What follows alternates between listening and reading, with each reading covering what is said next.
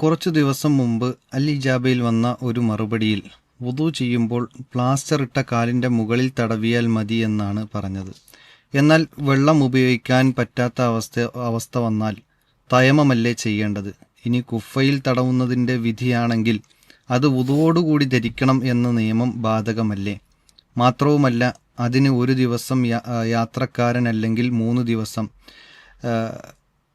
യാത്രക്കാരനാണെങ്കിൽ 3 ദിവസം എന്ന നിയമവുമുണ്ടല്ലോ.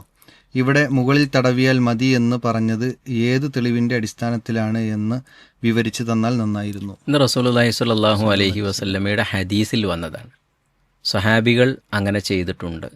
തലയിൽ മുറിവ് സംഭവിച്ച ആളോട് അത് കെട്ടിവെച്ച് അതിൻ്റെ മുകളിൽ തടവാൻ വേണ്ടി പറഞ്ഞിട്ടുണ്ട്. അതൊക്കെ ഹദീസുകളിൽ സ്ഥിരപ്പെട്ട് നബിയുടെ കാലഘട്ടത്തിൽ മുറിവുകൾ പറ്റിയ പല സംഭവങ്ങൾ ഉണ്ടായിട്ടുണ്ട്. അതുകൊണ്ട് ഇത് ഹുഫയിൽ തടവുന്നതുമായി ഖിയാസ് ചെയ്തുകൊണ്ടുള്ള ഒരു നിയമമല്ല. ഇത് ഈ വിഷയത്തിൽ തന്നെ വന്നിട്ടുള്ള നബി സല്ലല്ലാഹു അലൈഹി വസല്ലമയുടെ ഹദീസുകളുടെ അടിസ്ഥാനത്തിലുള്ളതാണ് എന്ന് നമ്മൾ മനസ്സിലാക്കുക.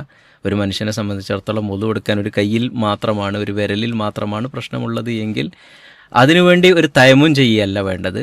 മറിച്ച് ബാക്കിയുള്ള അവയവങ്ങൾ, കഴുകാൻ പറ്റിയ അവയവങ്ങളൊക്കെ കഴുകുക, ആ കെട്ടിവെച്ചതിൻ്റെ മുകളിലൂടെ തടവുകയും ചെയ്താൽ മതി എന്നത് ഹദീസിൽ സ്ഥിരപ്പെട്ട ഒരു കാര്യമാണ്. അതുകൊണ്ടാണ് പറഞ്ഞിട്ടുള്ളത്. ഒരിക്കലും അത് ഖിയാസ് ആക്കിയതല്ല.